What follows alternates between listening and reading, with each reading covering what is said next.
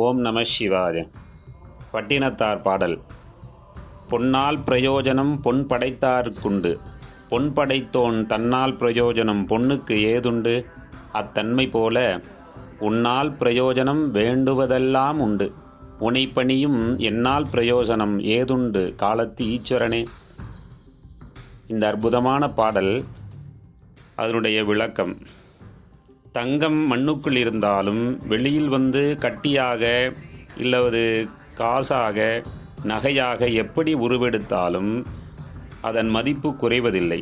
மேலும் அதை யார் வைத்திருக்கிறார்களோ, யார் பயன்படுத்துகிறார்களோ அவர்களுக்குத்தான் பெருமையும் பயனும் அதிகமாக இருக்கிறது.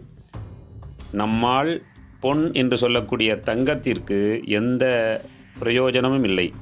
அதை பயன்படுத்தும் நாம் தான் பெருமை கொள்கிறோம். அதுபோல இறைவனாகப்பட்டவன் நீர், நிலம், காற்று, ஆகாயம், நெருப்பு இப்படியாக பஞ்சபூதங்களுடைய சொரூபமாக இருக்கக்கூடிய சிவபெருமானை வணங்குவதால் நாம் தான் அருள் பெற்று ஆனந்தமாக வாழ்வில் முன்னேற்றம் அடைகிறோம். நீரை நாம் பயன்படுத்துகிறோம், நம்மால் நீருக்கு எந்த பிரயோஜனமும் இல்லை.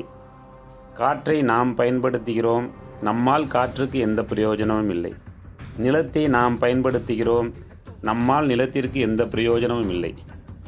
இப்படியாக பஞ்சபூதங்கள் சொரூபமாயும் அண்டச்சராச்சரங்களாயும் ஆலயங்களிலே விக்கிரகமாயும் எப்படி நாம் வழிபட்டாலும் இந்த வழிபாட்டின் மூலமாக நாம் தான் நம் வாழ்விலே அருள் பெற்று முன்னேறுகிறோம் ஒழிய நம்மால் இறைவனுக்கு எந்த பிரயோஜனமும் இல்லை என்று உணரக்கூடிய ஒரு பாடல் பட்டினத்தாருடைய பாடலாக இந்த பாடல் இருக்கிறது.